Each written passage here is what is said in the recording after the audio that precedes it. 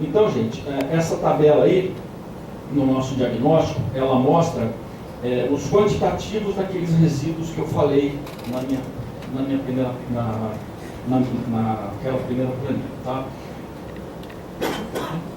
Esses resíduos aí são todos aqueles que passam por um sistema de pesagem, ou seja, eles sofrem pesagem, por isso que nós temos esse controle dessas quantidades desse tipo de resíduos. Então, os senhores podem ver de maneira bem clara aí, que em termos de peso, o grande vilão, vamos chamar assim, são os resíduos da construção civil.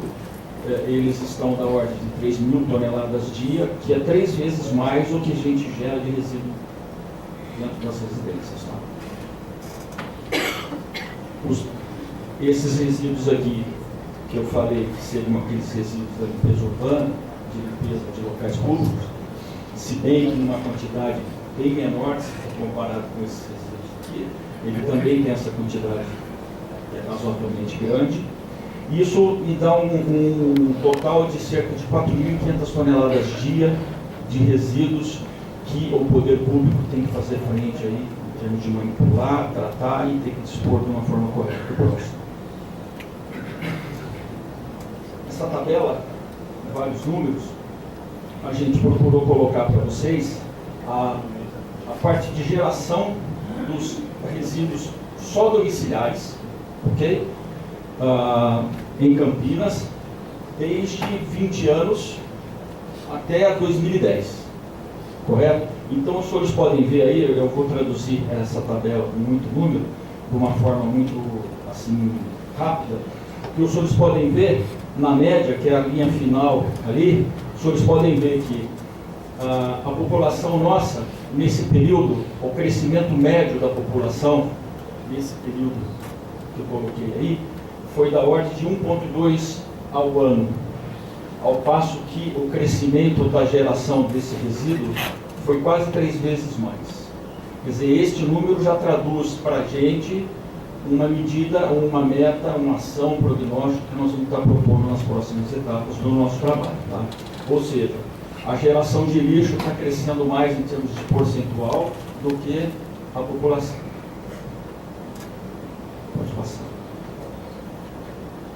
Aqui existe um outro tipo de medição, uma ferramenta de medição que nós temos para falar de resíduo domiciliar, associa o que se gera de resíduo com a renda per capita aqui dentro de Campinas. Então, os senhores podem ver que, infelizmente, né, eu posso usar esse tipo de adjetivo ou esse tipo de colocação, o nosso PIB, na média dos últimos 10 anos, ele cresceu da ordem de 3 a 4%, e o resíduo também cresceu na mesma proporção. Ou seja, o crescimento do PIB é um fator que é super positivo, é lógico, mas, infelizmente, o crescimento da geração acompanha. Isso não tinha que estar tendo. Ou seja, nós tínhamos que ter um crescimento de produção, teoricamente, com redução desse crescimento aqui. Isso tem a ver com o quê? Educação. Correto? Esse número aqui é muito sugestivo, ou seja, para cada em torno de R$100 de PIB que a gente produz, próximo de R$100, fica traduzido isso a 1 quilo de resíduo que se gera para ser manipulado pelo poder público. Essa segunda tabela aqui, nós fazemos uma contabilidade da constituição, ou seja, do perfil qualitativo do resíduo domiciliar dentro do município de Campinas. Então, os senhores podem ver que nessa tabela a gente dividiu por classes sociais, de A a E, e os senhores veem aí o seguinte, que mais ou menos a fração úmida do nosso lixo, vamos chamar assim, do resíduo sólido domiciliar no município, ela está, que varia entre 40% para a classe A e 56% para a classe E. Ou seja, a classe E é a que gera uma fração maior desse tipo de matéria orgânica, de lixo úmido, que é aquele que vai para o aterro sanitário hoje e que gera chorume e uma série de contaminações. Essa tabela também mostra, de uma maneira bem clara, uma fração que a gente poderia, teoricamente, reciclar no nosso tipo de resíduo. Tá?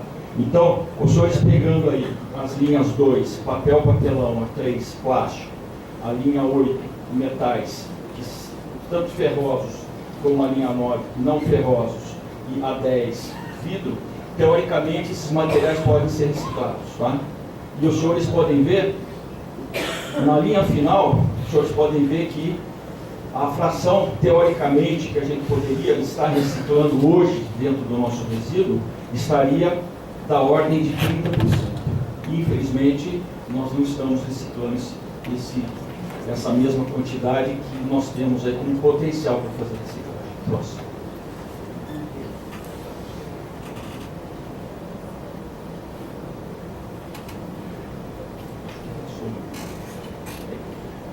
Falando rapidamente a respeito da coleta. O que é uma coisa que tem que ser feita é o seguinte: qualquer resíduo gerado tem que ser coletado pelo poder público. Né? Então hoje nós temos uma coleta regular que é feita por uma série de equipes, que certamente todos veem, né? Que é feito por os caminhões coletores, compactadores, aqueles que o lixo vai na parte traseira, é compactado, e é feito por uma pessoa guiando aquele caminhão e 4 coletores. Então, a gente tem hoje, para pegar o município de Campinas, uma série dessas equipes aqui. Nós temos hoje a área rural somente com 50% de coleta desse tipo de resíduo, ao passo que a não rural, nós temos a totalidade da coleta do tipo de resíduo domiciliar gerado que é colocado na porta da residência do sujeito. E nós temos a cidade que ficou dividida em 86 setores. Esses setores, eles estão divididos em função do tipo de coleta, tá? 6 setores nós temos coleta só de dia, 30 setores à noite por uma razão, por conta de área central, grande tráfego, trânsito grande, então nós temos que fazer coleta no período noturno. E temos 50 setores em áreas que não são centrais, aonde você não faz a coleta diária, mas você faz em 3 dias por semana. Próximo. Coleta seletiva, que eu falei para vocês, que é uma primeira ferramenta do diagnóstico nosso para falarmos de prognóstico, ações e metas na nossa próxima. Em termos de área de abrangência, a coleta seletiva, ela abrange 75% da área do município de Campinas. Tá? E ela é feita como? Nós temos a coleta seletiva porta de cada casa, em alguns setores da cidade, em vários setores da cidade. Nós temos a coleta seletiva feita em escolas e prédios públicos. E nós temos esses pontos aí, que são pontos que eu vou agora mostrar de maneira mais detalhada, com um foco para os senhores conhecerem, são locais onde o cidadão tem condição de ir lá e levar o seu lixo, o seu resíduo, a fração que possa ser reciclável, para a prefeitura ir lá neste ponto central e fazer por dia das vias públicas. A maioria delas, ou quase todas elas, na área central. Correto? Então, essa tabela aí, sem entrar em tanto detalhe, ela mostra que nós temos um certo coeficiente ali, ou seja, a gente varre manualmente este número aqui, final, quase 120 metros por habitante ano. Este é o número que nós temos de varrição anual. Logicamente, esse número também é uma ferramenta que sugere para nós nas próximas etapas que nós temos que fazer um outro tipo de varrição. A mecanizada, que não é feito hoje.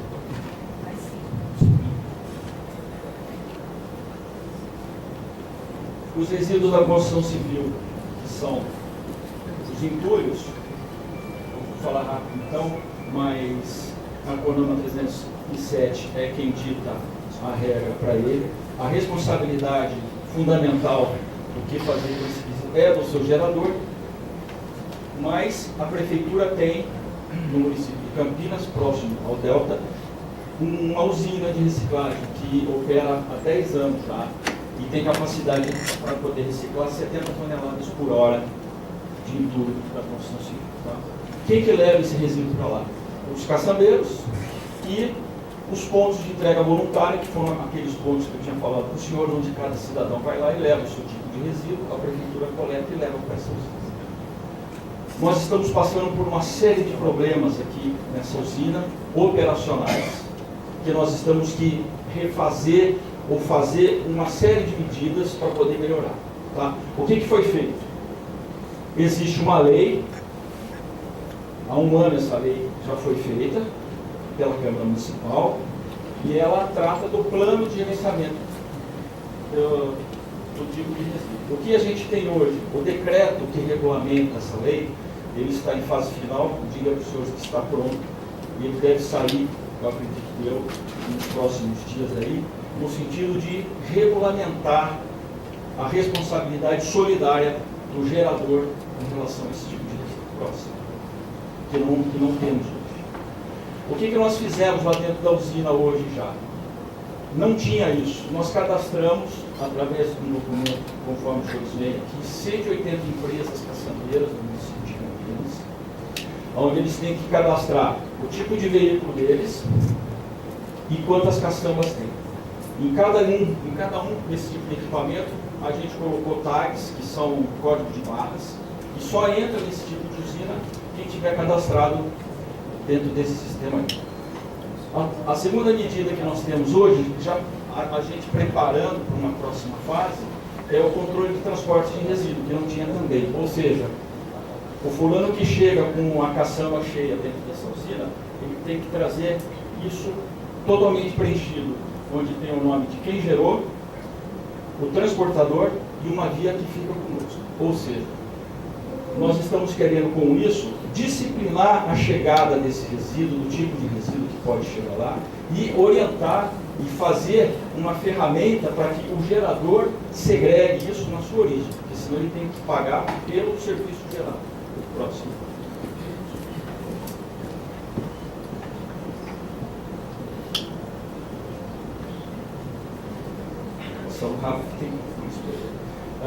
Resíduo de serviço de saúde, tá? Nós temos os pequenos geradores, que são clínicas, farmácias, esse tipo de ambulatório, e temos grandes geradores. Pode. Os pequenos geradores, nós temos hoje 1000 pontos de coleta. Essa coleta é feita totalmente pelo poder público. Tá? 1000 pontos. E nós só coletamos os resíduos classe A, B e E, os pequenos coletores. 1000 pontos. Grandes geradores, nós temos, são 13 esses hospitais que são esses grandes geradores. Eles optam, ou eles fazem o próprio serviço deles de coleta para tratamento, ou eles fazem isso pela prefeitura. Mas a gente faz isso e a gente destina isso no forno micro-ondas, que vocês acham que devem conhecer. Resíduos tecnológicos, pilhas, baterias. Nós temos essa geração de 40 toneladas mês. Essa tenda aqui é uma tenda que nós temos dentro do DRU, onde nós temos ali guardado uma quantidade grande desse tipo de resíduos. O ano passado nós conseguimos fazer um envio de quase 20 toneladas desses resíduos para São José dos Campos para fazer um tipo de reciclagem. Tá? Os pneus, a gente recebe 175 toneladas ano, é guardado também em tendas como essa dentro do próprio Departamento de Limpeza Urbana. E nós temos já dentro do programa da logística reversa o envio desses resíduos para fazer reciclagem também. Esse tipo de acordo já é feito de forma direta com esses fabricantes desses pneus aí. Os resíduos verdes, que são resíduos de podas, nós tínhamos uma compostagem feita na instalação dentro do Delta. A gente teve alguns problemas em termos de operação. Essa solução ela foi paralisada e nós pretendemos no próximo ano, ou nesse ano ainda, a gente voltar a fazer esse tipo de compostagem, inclusive em convênio com a SEASA, que gera também uma quantidade não de resíduo verde, mas resíduo correlato, seria legumes. Esses ecopontos aqui que eu falei para os senhores são pontos de entrega voluntária que nós temos espalhados ao longo da cidade, que são 9, que servem pelos geradores, que levam para lá esses tipos de resíduos aqui. Esse é um exemplo de ecoponto, que é uma área totalmente cercada, que tem portaria, tem uma série de tem uma série de, assim, de medidas que a gente tem que controlar, portaria, vigilância, e temos os pontos verdes, que são áreas mais abertas. Essa aqui é o ponto verde em frente da lagoa, aonde a gente recebe somente esse tipo de resíduo. Desses pontos, a prefeitura faz essa coleta e envia ou para o aterro sanitário ou para a usina de reciclagem. Próximo. Pode passar aqui mesmo. E finalizando a questão dos aterros, em Campinas nós temos 3 locais de dispersão historicamente. Então, essa foto que os senhores veem aqui é uma coisa interessante. Num raio de 4 quilômetros, a própria prefeitura, ela manipula toda a parte de resíduo gerado dentro de Campinas desde 1972. Essa manchinha de cor azul é o Pirelli, que é chamado Pirelli por ser próximo à fábrica do Pirelli, que foi a primeira área que recebeu resíduos, sem nenhum controle. Em termos assim de passivo, eu acredito que seja o grande problema que nós temos da Pirelli. Depois que esse processo ele foi concluído em 84, a prefeitura passou a fazer um aterro sanitário no aterro Santa Bárbara, que fechou, que concluiu também o tipo de atividade há quase 20 anos atrás, e aí nós partimos para o aterro sanitário Delta, que essa área aqui é do Delta A, que hoje em dia está funcionando, e esta área aqui seria uma área reservada para a futura ampliação do Delta A, chamada Delta B. Falando rapidamente do Delta, como passivo, nós temos hoje uma licença dada pela CETESB para altear a cota de recebimento de lixo de 630 metros para 640 metros. Tá? Então nós temos todo um controle de operação disso para não ter risco com relação a esse tipo de altimento. Próximo. O que os senhores veem aqui é um esquemático do Delta. E todos esses pontos aí que os senhores veem são pontos onde nós temos que monitorar todo dia eventual deslocamento, tanto vertical quanto no sentido horizontal, e a altura de, falando de uma maneira mais técnica, altura de percolados, tá? Que são assim, fatores que podem dar algum risco no maciço. Então, nós temos uma rede grande que monitoramos isso todo dia, com uma supervisão feita pela CETESB com relação a esse tipo de assunto.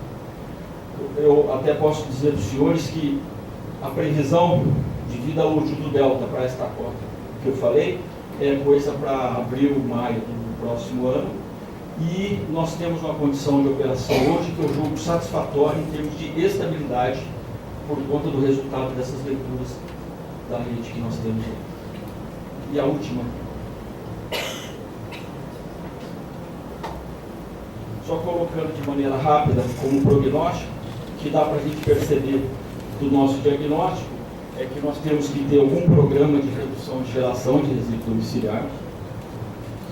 Nós temos que tentar melhorar a coleta em área rural, que hoje nós temos só 50% de extensão. Nós temos que melhorar muito a reciclagem nossa. Nós temos que, através de lei, desse decreto novo que eu já mencionei, nós temos que ter este programa aqui de resíduo entulho, que nós discutimos, efetivamente funcionando dentro de Campinas. Nós temos que começar já, quer dizer, fazer o recomeço da nossa compostagem dos resíduos verdes em convênio com o SEASA.